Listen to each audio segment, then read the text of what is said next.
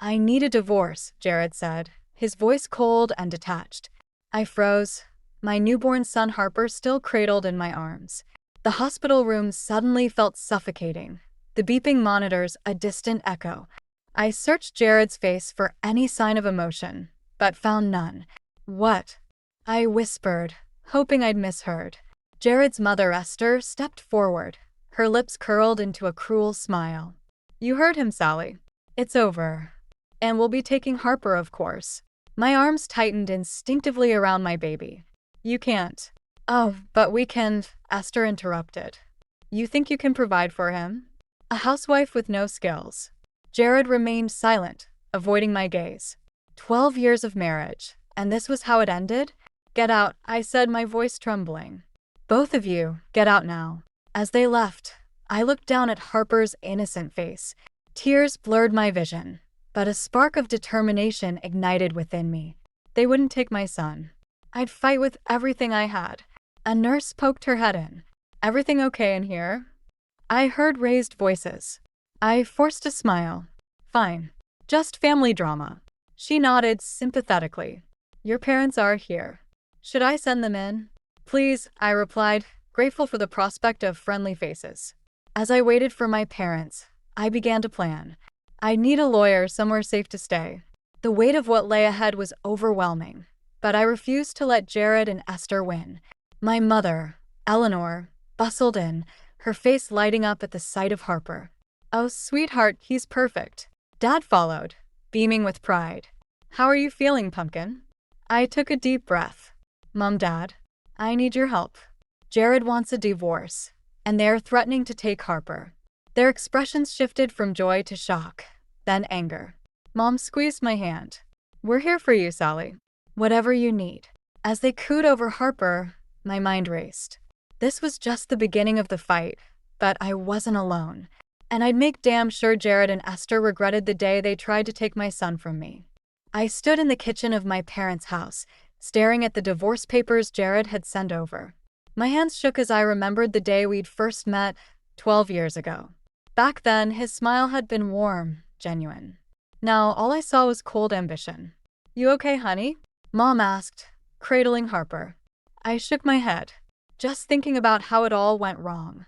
The doorbell rang, and Dad went to answer it. A moment later, Esther's shrill voice filled the air.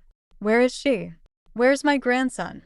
I froze, panic rising in my chest. How had she found us? Esther burst into the kitchen, her eyes wild. There you are, you little thief. Hand over my grandson this instant. Mom instinctively pulled Harper closer. Esther, you need to leave. Now. Not without my grandson, Esther snarled, lunging forward. I stepped between them. He's my son, Esther. You have no right. I have every right, she shrieked. Jared told me everything. How you tricked him, how you're unfit to be a mother. We'll see you in court, Sally. And we'll win. As quickly as she'd arrived, Esther was gone, leaving a stunned silence in her wake. Dad cleared his throat. I'll call the police, have them do extra patrols. I nodded numbly, my mind racing. Jared had lied to his mother, painting me as the villain. How far would he go to take Harper from me? That night, as I lay awake, a plan began to form.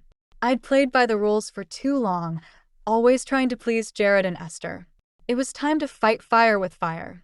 I reached for my phone, scrolling through old contacts until I found the number I needed. Mason, Jared's grandfather, and the founder of the family business. My finger hovered over the call button. Mason had always been kind to me, often at odds with Esther's controlling nature. If anyone could help me navigate this mess, it was him.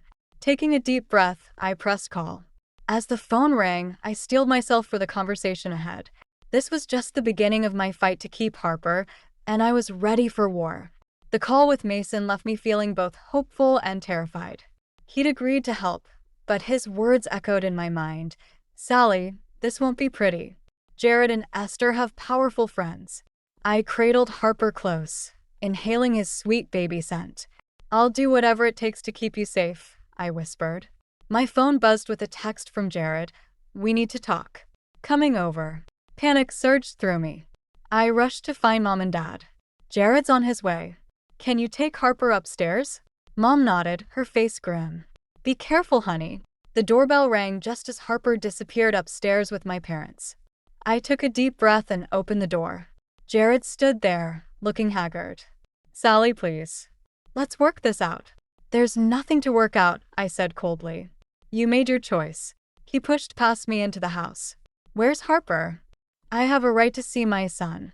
You lost that right when you threatened to take him from me, I snapped. Jared's face darkened. I never said that. It was Esther. Don't you dare blame your mother, I interrupted. You're a grown man, Jared. Take responsibility for once in your life. He grabbed my arm, his grip painfully tight. You don't understand. The company. I wrenched away from him. The company? Is that all you care about? It's everything, he shouted. Without it, we're nothing. You're nothing. The words hit me like a slap. 12 years of marriage, and this was how he saw me? Get out, I said, my voice shaking. Now. As Jared stormed out, my phone buzzed again. A text from an unknown number. I know what Jared's been hiding. Meet me at the park tomorrow at noon if you want the truth. My heart raced. Could this be the key to saving Harper? Or was I walking into a trap? I looked up the stairs where my parents stood, Harper safe in their arms. Whatever came next, I knew one thing for certain. I'd fight with everything I had to protect my son and reclaim my life. I paced the living room, my mind racing. The mysterious text message weighed heavily on me, but I couldn't shake the feeling that it might be my only chance to save Harper. Sally, honey, you're not seriously considering meeting this person, are you? Mom asked, concern etched on her face. I sighed. I don't have a choice, Mom. Jared and Esther are playing dirty. I need every advantage I can get. Dad stepped forward, his expression grim. Then I'm coming with you. We'll keep our distance, but I'll be damned if I let you walk into a potential trap alone. Relief washed over me. Thanks, Dad. The next day, heart pounding, I approached the park bench. A woman sat there, her face hidden behind large sunglasses. Sally, she asked, her voice trembling. I nodded, sitting down cautiously. She removed her sunglasses, revealing red-rimmed eyes. I'm Lena. I think I'm the reason your marriage is falling apart. My blood ran cold. This was Jared's mistress. Jared told me he was divorced. Lena continued, her voice breaking. I had no idea until I saw the news about Harper's birth. I'm so sorry. I wanted to hate her, but the pain in her eyes mirrored my own. It's not your fault, I said softly. Jared's the one who lied to both of us. Lena handed me a flash drive. This has everything. Emails, photos, financial records. Jared's been embezzling from the company to fund our relationship. He told me it was to start our new life together. My hands shook as I took the drive. This was it, the key to bringing down Jared and Esther. As Lena left, my phone rang. It was Mason. Sally, we need to move fast, he said urgently. Jared's called an emergency board meeting. I think he's trying to push me out and take control of the company. I clutched the flash drive tightly. I have what we need, Mason. It's time to end this. As I hung up, I saw Dad waiting in the car, ready to whisk me away to confront Jared. In that moment, I knew there was no turning back. The fight for Harper's future and my own had reached its tipping point. The private investigator's voice crackled over the phone. Mrs. Thompson, I've got everything you need. Photos, financial records, even recorded conversations. Your husband's been busy. My heart raced as I absorbed the information. And Lena? She checks out. Seems she really didn't know about you or the baby. But there's more, Mrs. Thompson. Your husband's been siphoning money from the company. Medio. I felt the blood drain from my face. This was bigger than I'd imagined. I'm sending everything to your lawyer now, he continued. Good luck. As I hung up, my phone buzzed with a text from Mason. Emergency board meeting tomorrow. Jared's making his move. We need to act now. I knew what I had to do. With shaking hands, I dialed Lena's number. Sally? Her voice was hesitant. Lena, I need your help. Are you willing to testify about Jared's lies? There was a long pause. Yes, she finally said. It's time for the truth. The next morning, I stood outside Jared's office building, my lawyer by my side and a stack of damning evidence in my hands. As we walked in, I caught sight of my reflection, tired eyes but a determined set to my jaw. I barely recognized myself. The boardroom fell silent as we entered. Jared's face paled, while Esther's eyes narrowed dangerously. "What is the meaning of this?" Esther hissed. I met her gaze steadily. "The truth, Esther. Something this family seems to have forgotten." As my lawyer began presenting the evidence, I watched Jared's carefully constructed world crumble. The embezzlement, the affair, the lies, it all came pouring out. When Lena walked in, Jared's composure finally broke. "You don't understand," he pleaded, looking frantically between us. "I did it for us, for our future." I felt a strange calm settle over me. "No, Jared. You did it for yourself. And now you've lost everything." As the board members erupted into angry discussion, I realized this was just the beginning. The fight for Harper, for my dignity, for my future, it was all ahead of me. But for the first time in years, I felt ready. Ready to face whatever came next on my own terms. I turned to leave, pausing at the door to look back at the chaos I'd unleashed. In that moment, I made a decision. No more playing by their rules. It was time to rewrite the game entirely. The boardroom was a powder keg of tension as I stood before Jared, Esther, and the company executives. "My lawyer, Sarah," nodded reassuringly as I took a deep breath. "Ladies and gentlemen," I began, my voice steadier than I felt, "I'm here to expose the truth about Jared Thompson and the corruption within this company." Jared's face contorted with rage. "This is ridiculous. Security, remove her." "Not so fast," Mason's voice boomed from the speakerphone. "As founder and majority shareholder, I demand we hear her out." I locked eyes with Jared as I laid out the evidence, the embezzlement, the affair, the lies. With each revelation, I watched his carefully constructed facade crumble. Sir, ever the manipulator, tried to intervene. "This is clearly a misunderstanding. Jared would never." "Enough, Mother," Jared snapped, his composure finally breaking. "It's over." The room erupted into chaos. Board members shouted accusations, lawyers scrambled to damage control. Through it all, I stood my ground, Harper's future my sole focus. Suddenly, Jared lunged towards me, his eyes wild. "You've ruined everything," he snarled. Security restrained him as Sarah stepped between us. "Mr. Thompson, I suggest you calm down before you make things worse for yourself." As Jared was led away, Esther approached me, her voice low and menacing. "This isn't over, Sally. You may have won this battle, but I'll make sure you never see a penny of Jared's money. You'll be left with nothing." I met her gaze unflinchingly. "You're wrong, Esther. I already have everything I need, my son and my self-respect." As the dust settled, Mason's voice cut through the din. "Sally, I owe you an apology. I had no idea how bad things had gotten. I'd like to offer you a position on the board. We need someone with your integrity to help rebuild this company." The offer stunned me. It was more than I'd ever imagined possible. But as I opened my mouth to accept, my phone buzzed with an urgent message from my mother. "Come home now." "It's Harper." My heart plummeted. In my quest for justice, had I put my son at risk? As I raced out of the boardroom, I realized the true battle was just beginning. The fight for Harper's future and my own was far from over. I raced home, my heart pounding with each passing second. Mom's urgent message about Harper echoed in my mind, drowning out the chaos I'd left behind at the company. As I burst through the front door, I froze. Esther stood in our living room, cradling Harper in her arms. My parents watched helplessly from the corner, fear etched on their faces. "What are you doing here?" I demanded, my voice shaking. Esther's eyes gleamed with malice. "Securing my grandson's future, of course. Did you really think I'd let you win so easily?" I took a step forward, but Esther tightened her grip on Harper. "Ah," she warned. "One wrong move and you'll never see him again." "This is madness, Esther," Dad interjected.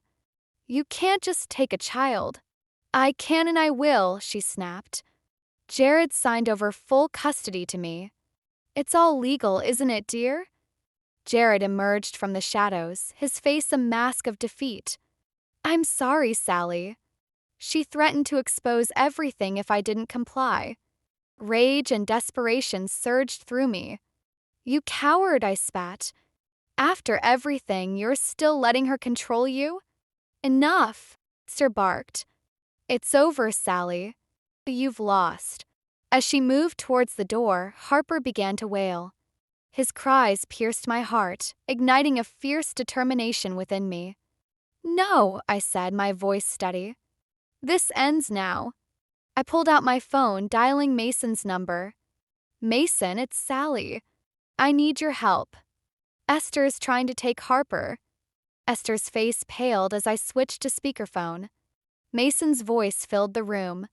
Esther, so help me God, if you don't hand that child back to his mother right now, I'll make sure you and Jared never see a dime of the family fortune. Is that clear? The room fell silent, save for Harper's whimpers. For a moment, I thought Esther might defy even Mason. But then, slowly, she loosened her grip. I rushed forward, scooping Harper into my arms. As I held him close, inhaling his sweet baby scent, I knew the battle was far from over. But for the first time, I felt truly empowered to face whatever came next. Esther's venomous glare promised this wasn't the end. As she and Jared left, I turned to my parents, exhaustion and relief washing over me. It's okay, Mom soothed, embracing us both. You're safe now. But as I looked down at Harper's innocent face, I realized the true fight was just beginning. The fight to create a world where he could grow up free from the toxic legacy of greed and manipulation. And I was ready for it. As I sat in the sunlit living room of my parents' house, Harper cooing softly in my arms, I marveled at how much had changed in just a few short months. The divorce was finalized, Jared's company was under new management, and Esther was no longer a threat. The doorbell rang, and Mom answered it. Sally, it's for you, she called. I walked to the door, Harper nestled against my chest, and found Mason standing there, a gentle smile on his weathered face. May I come in? He asked. I nodded, leading him to the living room. We sat, an awkward silence settling between us. I wanted to thank you, Mason finally said. Your courage, it saved our family's legacy. I shook my head. I didn't do it for the company, Mason. I did it for Harper. He nodded, understanding in his eyes. And that's exactly why I'm here. The board has made a decision. We want you to take over as CEO. The offer hung in the air, heavy with possibility. For a moment, I was tempted. The power, the vindication. But as I looked down at Harper, I realized what truly mattered. I'm honored, Mason, but I have to decline, I said softly. My place is here, with my son. Mason smiled, not surprised. I thought you might say that, which is why I have another proposition. We're starting a foundation focused on supporting single mothers and children. We'd like you to run it. Tears welled in my eyes as the full weight of this opportunity sank in. I'd be honored. As Mason left, I felt a sense of peace wash over me. The battles were over, the storms weathered. I had emerged stronger, wiser, and with a clear purpose. That night, as I tucked Harper into his crib, I whispered a promise to him. I'll always fight for you, my love. And I'll teach you to be kind, to be strong, and to stand up for what's right. As I watched him drift off to sleep, I realized that this wasn't just an ending. It was a beginning, a chance to build something beautiful from the ashes of what was lost. Jared and Esther were part of my past now, their power over me nothing but a fading memory. The future stretched out before me, bright with possibility. I was no longer just Sally, the betrayed wife. I was Sally, the survivor, the protector, the builder of a better tomorrow. And as I closed Harper's nursery door, I smiled. We were going to be just fine.